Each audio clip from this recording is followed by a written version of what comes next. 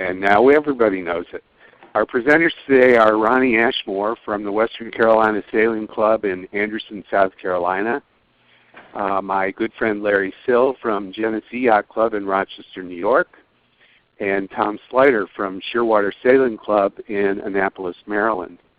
Again, I'm Bill Northwood. I'm the Secretary of the National Hospice Regatta Alliance. And I will be speaking briefly after Ronnie, Larry, and Tom have talked about the Hospice Impact Skipper initiative that the Alliance offered to members this year, because a number of questions have come up about it. But to get us started with the meat of today's presentation, I'll turn it over to Ronnie Ashmore. Ronnie. Thank you, Bill. Now, welcome everybody. I hope this will be informative. I think some other regattas do a similar thing that we do on Western Carolina. A little bit about our regatta and where we are. We're on Lake Hartwell. It's about a 58,000-acre lake. It's Corps of Engineer Lake in Anderson, South Carolina, borders the South Carolina and Georgia border. If you drive down I-85 going to Atlanta, you go right over the lake. We've been, the club was founded in 1963, so we've been there a while, and we've got 14 years of hospice regattas under our belt there at the club. I've been involved since 2008 with our regatta as a co-chair. And when we first started out, we had one championship course. We had several other courses, but the only boats that were allowed to go to the championship was the ones that were actually participating in a PHRA or B fleet on the championship course. And we were getting decent participation on that course, but not very much on the other courses, the dinghies and all. And so we decided to change that up. I don't remember exactly when we did that, but what we did is we said there's a winner on every qualifying fleet, and we'll throw those names in a hat and draw them out and draw first place, second, third, so to speak, so we'd have backup people that could go in case the winner of the first person drawn out couldn't go to the regatta. So, like I say, we had you moving the slides, Bill? I mean, I wasn't quite ready to go all the way forward yet, but anyway,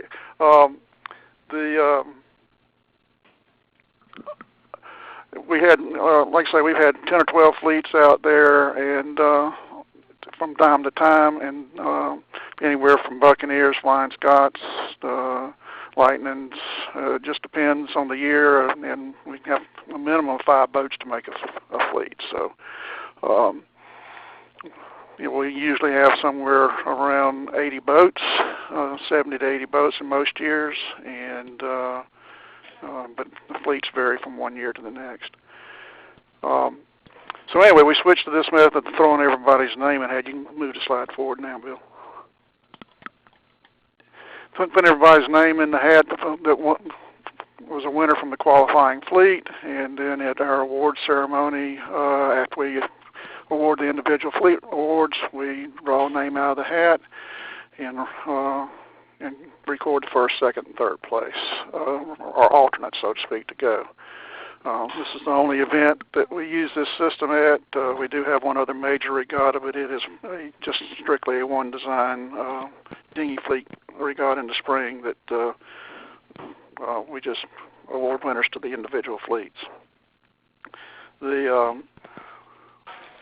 We had some complaints when we switched to this system, and primarily from the guy that had won it several times, and he decided he didn't want to participate if he couldn't be on an exclusive course, and if he wanted, he got to go. But what we found is our other fleets grew, and we have a lot of participation, and our goal at the regatta is, racing's fun. People come to race, but our goal is to raise money for hospice. And the more participation we have, and the more families and people that show up to eat our meals and all, that's where we collect our money. And I think I got a few more minutes. One of the other things that we do is we actually have a skipper challenge, and that's, again, more skippers. the more money that we can bring in that way, and individual skippers get people to sponsor their boat. And we also award some gift cards to the top 3 skippers who brought in the most money. That's been going on for about 6 years now, and it continues to grow every year. And this past year we raised just about $13,000 with that challenge alone. So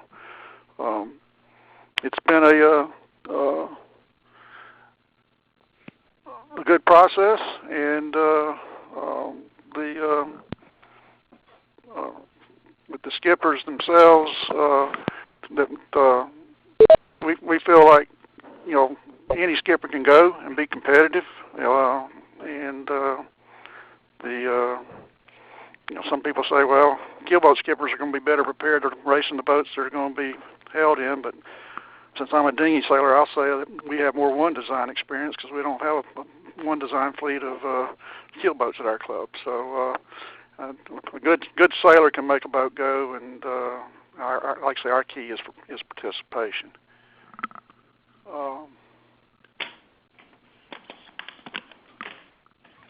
Do I have another slide, Bill, or is that the last one?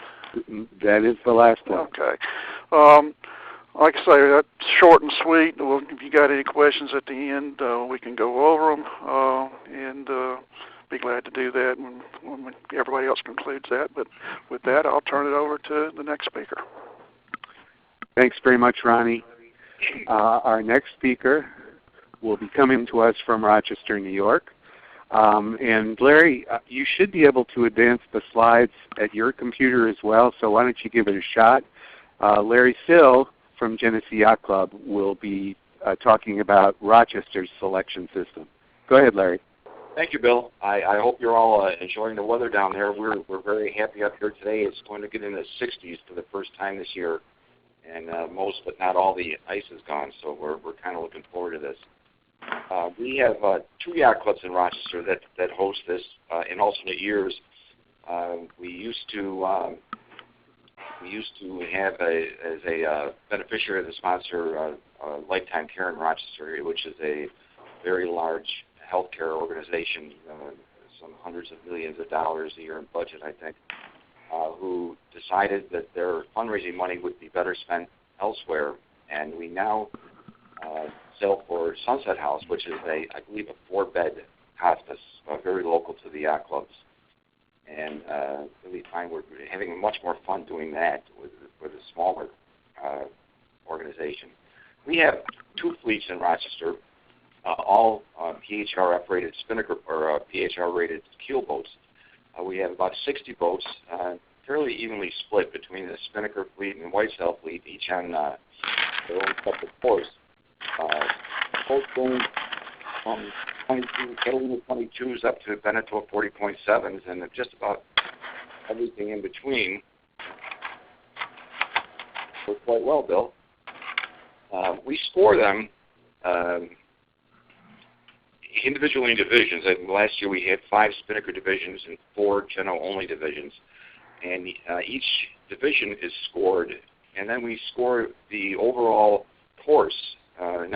We lump all the boats together and score them from 1 to 30 or 1 to 35, whatever it is, and we use that to determine the overall winner on each course. So we have awards for each division, first, second, third, and then we have awards for fourth, first, second, third, with all the boats lumped together.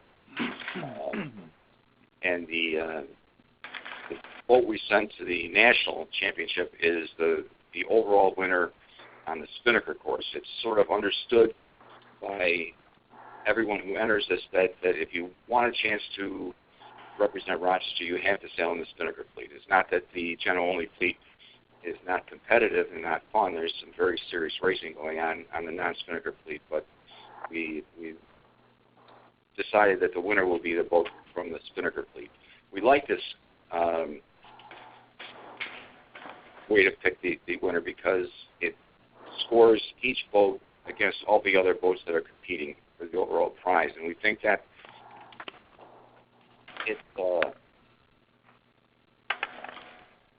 well, let me go back. The way we used to do this was we would add up all of the corrected time for each race for each boat. And the boat that had the lowest overall corrected time would be the boat that won. But we felt that left the process open to some really fluke wins on one race or something where the wind got very odd. Somebody won by half an hour and accumulated such a lead that they could finish last in the last two races and still be the overall winner. So we've gone to this, and it's been very well accepted.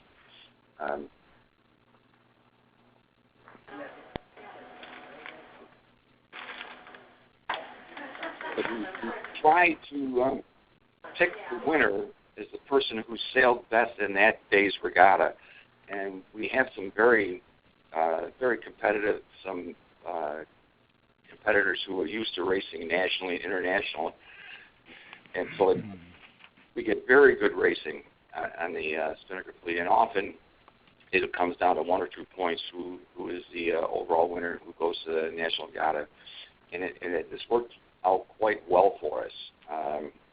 We think that it's well accepted because we find that sailors will like any system that they think is reasonably fair to everyone. It's sort of the nature of sailors to complain about all sorts of handicapping processes, but as long as people see that there's a reasonable reason for doing it the way we do it, that we find that it's pretty well accepted. And I think that's all from you, Bill. Thank you, Larry. Most of you probably know that the original Hospice Regatta is the Hospice Cup, which is held each September in Annapolis, Maryland, organized by a consortium of clubs and benefiting more than one hospice. It's not the only regatta that benefits more than one hospice, but that was the model that was set up in Annapolis more than 30 years ago, and it's the way that it continues to be done. To present on the arithmetically more complicated system used by Hospice Cup to determine its overall winner and the team that will be invited to the Hospice Regatta's Championship, it's my pleasure to introduce Tom Slider. Tom? Bill, thank you very much, and good afternoon, everybody. As Bill said, the Shearwater Sailing Club organized the race for the Hospice Inc. Folks for the benefit of the hospices in the 3 local areas for about the first 31 years or so. And it is now, as of last year, the management's been taken over by the Eastport Yacht Club, assisted by the Annapolis Yacht Club. So what I'm saying is the way we've chosen the winner for the past probably dozen years or so, I know they continue to select the winner in this way, and we can get right to it. So we have about 60 handicap and one design keel boats sailing in our Hospice Cup in approximately 8 to 10 classes.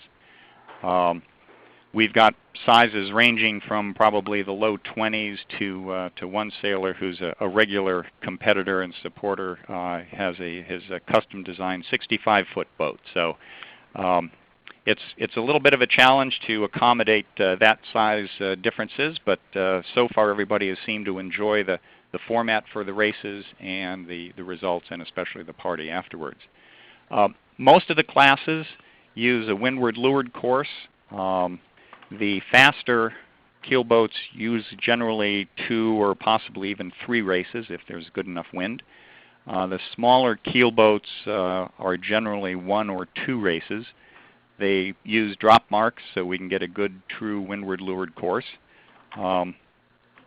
This race is also, for those regular racers on the Chesapeake, this is also sanctioned by the local yacht racing association, Chesapeake Bay Yacht Racing Association. And some classes of boats use this race in their High Point competition, which is a series of races over the course of the year to determine the best winner, the best skipper in the Chesapeake Bay. So that helps also gain competition and entries for some boats, or some classes rather. We also do something that we started about 6 years ago because there were a lot of sailors who were not regular racers but felt very much in support of the hospice mission. And so we started a hospice class, essentially for non-racers. This is a non-spinnaker class. We have approximately 20 to 25 boats.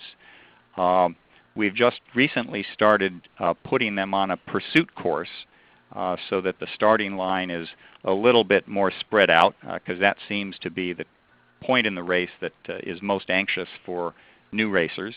And it uses government marked courses so that they can plan ahead where exactly they'll be going, and it's easy for everybody to see, and they're pretty much on a separate course from the more serious dedicated racers. As I said, that's a non-spinnaker class. The hospice class racers are not eligible for our hospice class because oftentimes they are non-spinnaker boats, and as I said, they're new to racing, but they do enjoy sailing in support of hospice. The trophies, oops, let me go back one. The trophies presented are in several classes. First are the regular racing results, the first, second, and third. We also have some sponsored trophies for other race performance. Best boats in a spinnaker class, best boats, a PHRF, handicap classes, one design classes. So there are several other sponsored trophies that we've developed over the years because we've had sponsors that wanted to contribute to hospice. There are also fundraising trophies awarded by Hospice Inc. for boats and crews that participate in the fundraising aspect of the race. And we also have sponsored trophies for boats that agree to take on volunteer caregiver crews. We will solicit caregivers who are interested in being crew on a bigger boat. We will assign them to a particular boat. The skippers are interested in having them, and they will go out on the race course. So it could be a big boat, could be a small boat, could be a hospice class boat. And we'll have between 3 and 4 and probably as many as 8 or so caregivers. And if the boat wins an award, the caregiver on that boat gets a special award. So that's a way to broaden the involvement of everybody in the hospice race. How do we determine the winner? Well, before I get too far, there is some math in this, but there is no test at the end. So don't worry too much about this. Our goal is to select a solid racer who can be competitive in the championship, and to also increase support for hospices and for the Hospice Cup community. We use 3 years of race results. It's a rolling average. And the formula is designed to give a little bit of preference to boats in larger fleets on the theory that it's a little bit more competitive. So the basic formula for our Hospice Cup is the numerator has the points that a skipper earns in any race. So this is in each race. We'll take a single race for now. The points he earned in that race, so 6th place would earn 6 points. And the denominator is the square root of the number of starters in his class. So if he was in a 6-boat fleet, it would be the square root of 6. And that yields a number. We carry that then through for 3 years. And at the end, we average those 3 scores, and that determines the winner of the Hospice Cup.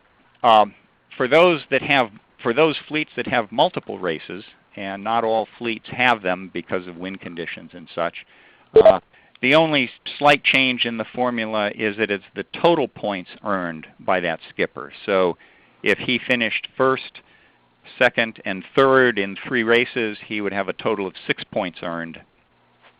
And the denominator is, again, the maximum. It's the square root of the number of starters In this case, it's the maximum number of starters in any of those 3 races. So we might have had dropouts or such. It's the maximum number of starters that we use in that part of the calculation. As I said, the score is then the average of the 3 most recent years. We exclude no race years. We've had a couple for weather concerns. The wind just didn't cooperate.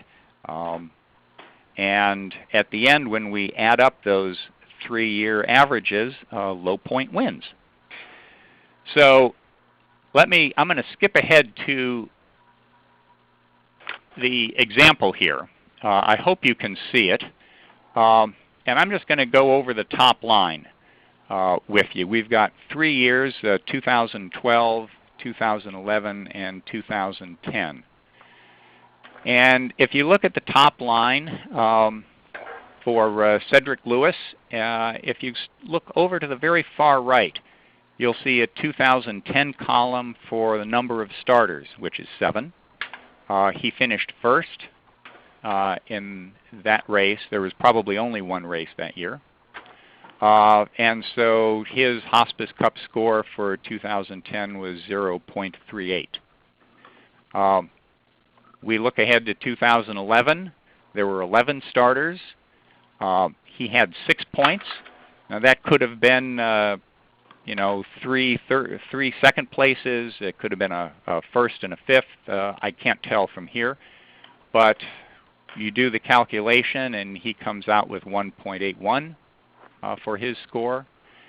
2012, we go through the same routine, 11 starters, first place, 0.38. I'm sorry, his score for that year was 0.30, and the result of those 3 averages is 0.83. I'll also point out 2 other items that you can see what happens as a result of this formula. If you go back to the far right in the 2010 columns for the points earned and the number of starters, you'll see the next slot down, Eric and Marty Lostrom. They had 4 starters in the Cal 25 fleet. They placed first, but their score was 0.5. So you can see that a smaller fleet yields a slightly higher score, and since this is low point scoring, it has a slight detriment if you're in a small fleet. Likewise, the line right below that, 6 starters, first place, 0.41, and on. The other thing I'd like to point out is that even though we give a slight preference to larger fleets, you will see 3rd column from the left under classes that we have not just large one-design fleets. The J105 is usually our largest one-design fleet. But we also have handicap boats, Perf A2, A3. We have small keel boats, Cal 25. PHRF CD fleet is about a 30-foot boat. So it is not only a large one-design boat. Smaller boats are also competitive. So let me slip back to why do we do this? You might ask. Well, we give preference to the larger fleet on the theory that it yields better competition and a more capable winner for the National Hospice Reliance Regatta.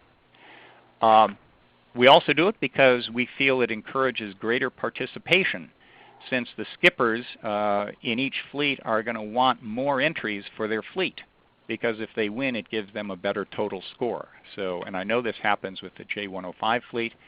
They're out there encouraging their folks to come out. It is also happening now with the J70 fleet. 2012, I think, was the first year that the J70 sport boats were participating. So this year, 2014 race will be the first race where they will probably be eligible for the Hospice Cup Award. As I said, it gives a preference to larger fleets, but it doesn't rule out the small fleets. The Cal 25 is a 5 or 6 boat fleet. Perf CDs, Perf B are also relatively small fleets, and they are still in competition. This using the 3-year running average also encourages repeat entries and consistent performance. The repeat entries, obviously, if you're just going to go out for one race, you may do fine in that race and get your award, but you will not be eligible for the Hospice Cup Award. There is some concern that having 3 years penalizes folks, given everyone's schedule, that it narrows the field too tightly. Trying to get out there for 3 consecutive Saturday afternoons in late September is possible for some and not possible for everyone, and that's a legitimate concern. There's no reason it couldn't be 1 year, 2 year score, whatever, but that's the way we do it, and so far we have not had any serious criticism of this method of doing it. We've had some criticisms of the compilations of some of the sponsored trophies for individual races, but not the overall formula for determining the Hospice Cup winner. So with that, Bill, I'll turn it back to you. Thank you, Tom. And I will move ahead. The thing that I find so fascinating about this is that we've just heard about 3 very different systems that appear to be very well accepted by their local racing communities and also appear to produce good champions who compete effectively when they come to the Hospice Regattas Championship. But again, from the Alliance's standpoint, since we don't prescribe how regattas should select their representative to the championship, our feeling is by sharing the practices of these 3 regattas, it would give members who may use other systems something to think about and to consider and to talk over with their race committee members to see if they might want to change. Now, I happen to know that the Hospice Regatta in Lake Norman, North Carolina, uses a variation on the draw the winner out of a hat system developed at South Carolina, although I believe that North Carolina also gives extra weight to larger fleets, sort of borrowing an idea from Hospice Cup. So there's all kinds of ways that you can skin this particular cat. To use a metaphor that will earn me the enmity of PETA members everywhere. I do want to take a few minutes to talk about the Hospice Impact Skipper program that the Alliance introduced this year, because I know that there's been confusion. We probably didn't do as good a job communicating and explaining what we had in mind as we should have. But I do want to share with people on the web conference and on the call what we're doing, what we're trying to accomplish, and get your feedback on what we've done this year. In our judgment, designating a Hospice Impact Skipper or a Hospice Impact Award winner, to take a broader term, simply gives local regattas another opportunity. In this case, it's an opportunity to recognize sailors or others active in a regatta for their efforts to make the regatta and the hospice beneficiary more successful. Now, one way to measure success would certainly be how much money did a particular individual or team raise for hospice. I know Rochester gives an award on that basis. We heard Ronnie tell us that South Carolina gives an award on that basis. I believe Annapolis also gives an award on that basis. And if you chose that as the criterion for identifying your Hospice Impact Award winner, that would be great. But we know that not every member regatta asks sailors to raise money for hospice. So we thought of other criteria that could be used to identify the Hospice Impact Award winner. One would be volunteer service, somebody who goes above and beyond, either volunteering to help the regatta be successful or volunteering in another capacity at the hospice to help the hospice be successful. You know, a third potential category would be public advocacy for hospice, speaking out, someone who perhaps is part of a speakers bureau for the local hospice program and has been doing it for 15 years and has recruited others to do this and is widely recognized in the community as a champion of hospice services. Our feeling was that any of these or any combination of them could be a good criterion for identifying somebody for a Hospice Impact Award. Now, for this year's championship, we offered our member regattas a second invitation to the championship.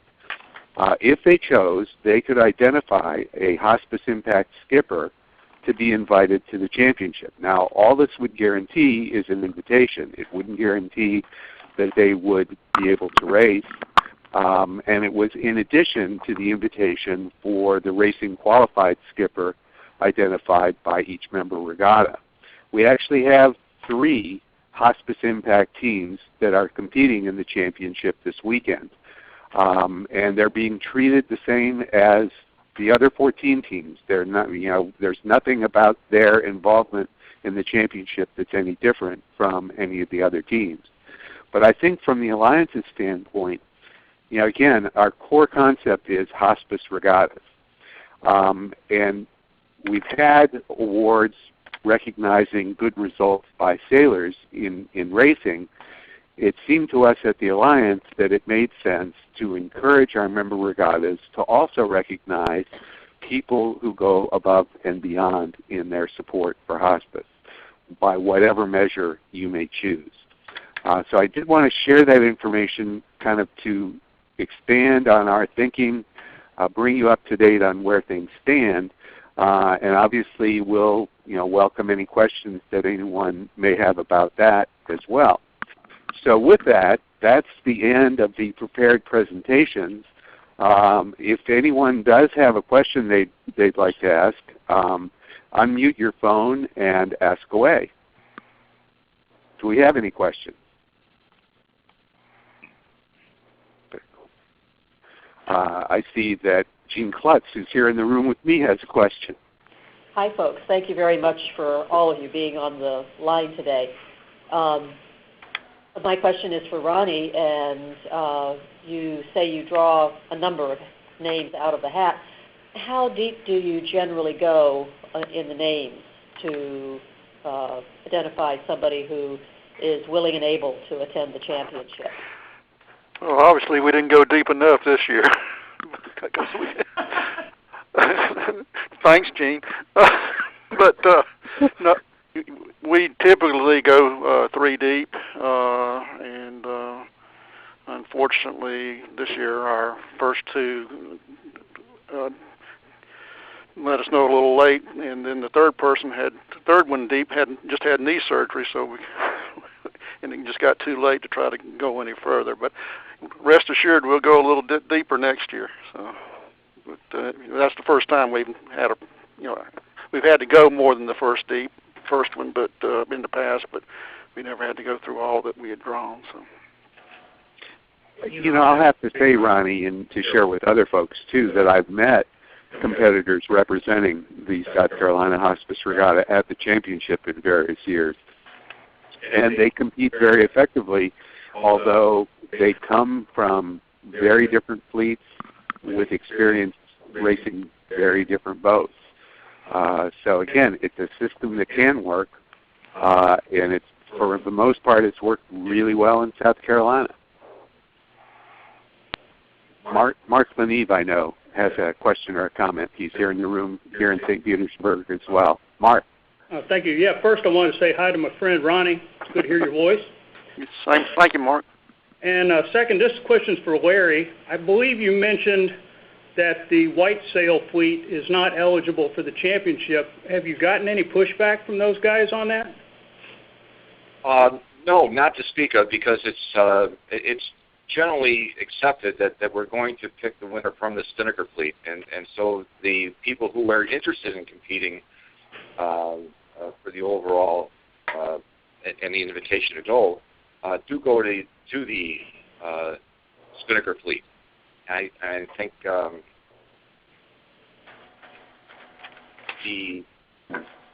I guess that's the gist of it. It's well understood that if you want to go, you have to race in the Spinnaker fleet, and we don't get really any pushback about that at all. Okay, thank you.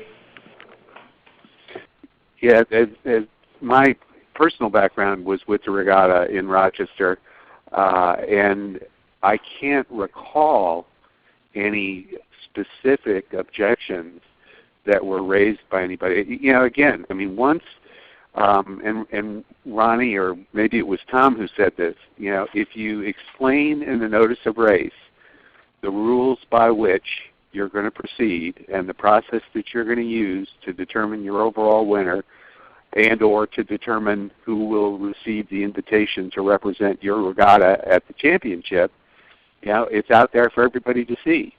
And if they're unhappy about it, maybe they'll speak up, maybe they won't participate. My experience has been that racing sailors are rarely shrinking violets. And if there's something that they question or don't like, their tendency is to speak up. Now, maybe people have found it differently in other places, but you know, I think, again, if the key thing seems to be fairness. If it seems fair to everybody who participates, then it is fair. And as long as you declare what the rules are in advance and then abide by the rules that you've declared, I think that people won't object. I can understand an objection if you said, well, these are the rules, and then you end up doing something different for whatever reason after the races have been run. I would probably object to that as well, but even though I've never actually raced a boat in a hospice regatta. Do we have any other questions from any of the folks who are participating on the phone or online? Again, if you have a question, just go ahead and speak up. Identify yourself and ask your question or make your comment.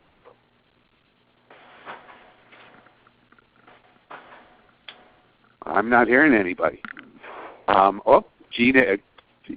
Gene will always rise to fill a vacuum. Go ahead, Gene. Well, first of all, hi to my good friend Tom Slider. Hi, Gene. Hi. We've been through many years working on this scoring. There was something that came to mind as a listener to your presentation, and looking at the example that you gave. Can you put that back up? Yes. Yeah. I notice in the column for class, you have more than one class listed for some of the participants. What's that all about?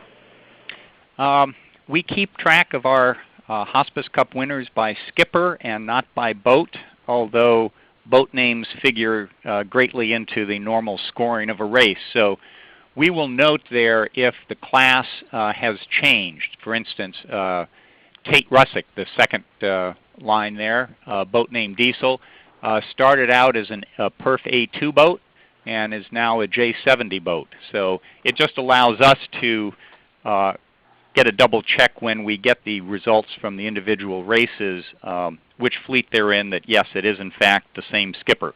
The same for Bob Diamond.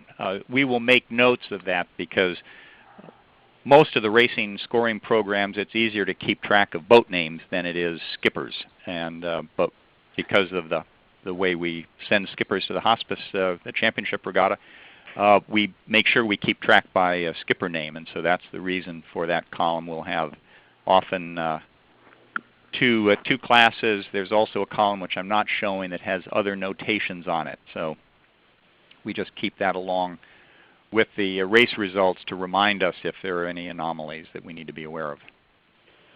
This is Mark Lanieve again. Just curious, did Russick change boats, or did the J70 class grow enough to get its own fleet? Well,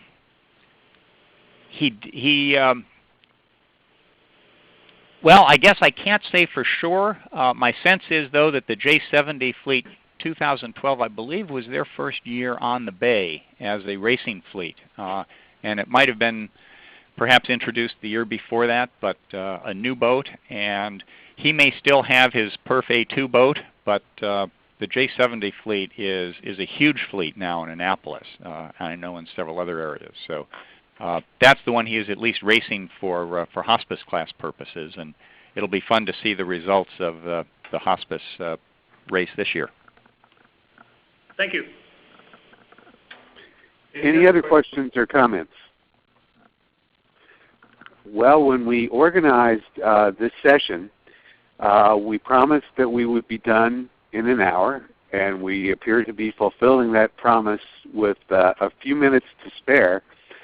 Before we sign off, I do want to remind everybody that our plan is to offer one or two more of these one-hour sessions during the course of this program year. If you have a suggestion for a topic that you would like us to organize a web and phone conference about, you can email us at nhra@hospiceregattas.org.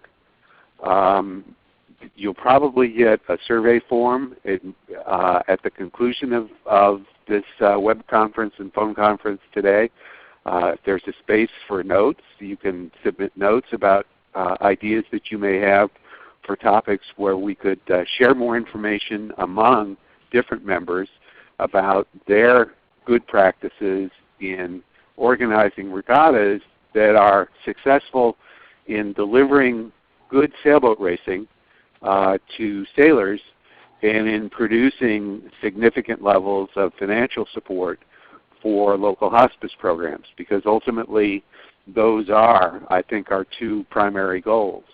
That we can't be successful in generating support for hospice unless we run good events, and running good sailing regattas means you have to have a good racing program, and a fair means for selecting your winner or your representative to the championship. Conversely, good racing in and of itself isn't enough to be a good hospice regatta. You really need to be successful on the other side in generating support for the hospice and expanding community awareness of what hospice services mean to the patients and family members who access them at the end of life. With that said, if there are no further comments or questions from anybody, and I'll wait 5 seconds to see if anyone speaks up. Hearing none, I will bring this meeting to a close with our appreciation to everybody who joined us online and on the phone today, and also the folks who are here in the room with me at the Hampton Inn across the street from St. Petersburg Yacht Club in St. Petersburg, Florida, where the Hospice Regattas Championship for 2014 will be decided this weekend. Thank you all very much for joining us, and have a great day and a great weekend and a great regatta.